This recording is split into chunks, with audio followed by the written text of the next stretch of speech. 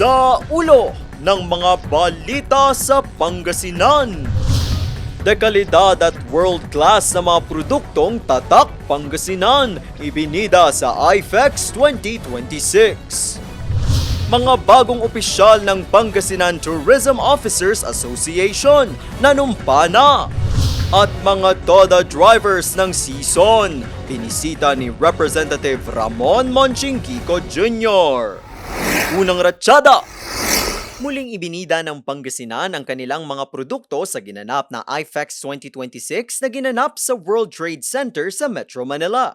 All out naman ang suporta rito ng pamahalaang panlalawigan ng Pangasinan sa pangunguna ni Pangasinan Governor Ramon Monmon V. Gico III. Anya, malaking oportunidad ito para sa mga negosyanteng Pangasinense na maipakilala ang kanilang mga produktong tunay na dekalidad at world-class. Pagpapakita rin ito ng husay, talento at kasipagan ng mga Pangasinense, ganun din ang likas na yaman ng probinsya. Patuloy naman ang panawagan ng pamahalaang panlalawigan na suportahan ang mga MSME na daan din ang pag-unlad ng mga negosyo at makapagbigay ng trabaho para sa mga Pangasinense.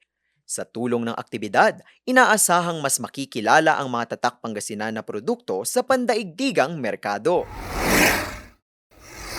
Formal nang nanumpa sa tungkulin ang mga bagong opisyal ng Pangasinan Tourism Officers Association o PTOA para sa taong 2026 hanggang 2028. Pinangunahan nito ni Pangasinan Governor Ramon Monmon V. Gico III. Present din si Provincial Tourism Officer Maria Luisa Elduayan. Ang asosasyon magiging katuwang ng Provincial Tourism Office sa pagsusulong, pagpapakilala at pangangalaga ng mga pasyalan sa probinsya. Pagtitibayan din nila ang ugnayan sa iba't ibang mga tourism stakeholders para sa promosyon at makapagbigay ng kabuhayan sa pamamagitan ng turismo. Malaki ang gampanin at mga sakripisyo ng mga TODA drivers para sa mga mananakay. Ang kanilang ambag sa mga komunidad, binibigyang pagkilala ni Pangasinan 5th District Representative Ramon Monching Kiko Jr.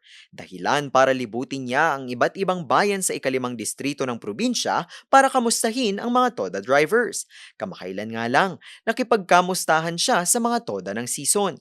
Dito, inalam niya ang kanilang mga hinaing at pangangailangan. Pangako niya, mga proyekto, programa at tulong para sa kanila. Lubos naman ang pasasalamat ng mga TODA drivers kay Representative Monching at nangakong patuloy silang makikiisa sa pagbibigay serbisyo sa mga kapwa Pangasinense.